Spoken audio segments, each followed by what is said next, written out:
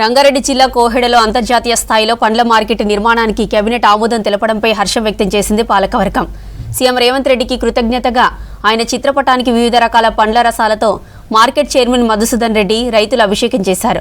ప్రజా సర్కార్ రైతు పక్షపాతిగా నిలిచిందన్నారు మధుసూదన్ రెడ్డి.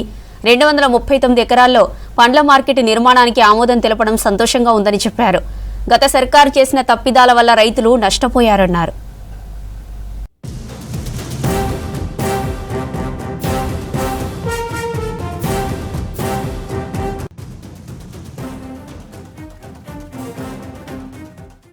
రంగారెడ్డి జిల్లా కోహెడా ప్రాంతంలో సర్వే నెంబర్ 167లో అంతర్జాతీయ ప్రమాణాలతో పండ్ల మార్కెట్ ఏర్పాటుకు నిన్న జరిగినటువంటి రాష్ట్ర మంత్రివర్గ సమావేశం ఆమోదం తెలిపినందుకు గడ్డి అన్నారం వ్యవసాయ మార్కెట్ కమిటీ తరఫున, అదేవిధంగా ఇక్కడ ఉన్నటువంటి వర్తకుల తరఫున, రైతుల తరఫున, అదేవిధంగా అధికారులు సిబ్బంది తరఫున రాష్ట్ర మంత్రివర్గానికి హృదయపూర్వక కృతజ్ఞతలు తెలియజేస్తా ఉన్నా. ఎందుకంటే ఎన్నో ఏళ్ల సహకారం మన గౌరవ ముఖ్యమంత్రి రేవంత్ రెడ్డి గారు తీర్చడం జరిగింది.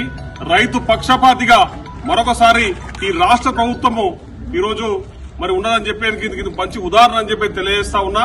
ఎందుకంటే గత కొన్నేళ్లుగా తీర్చినటువంటి సమస్య ఈ రోజు మోక్షం కలిగింది.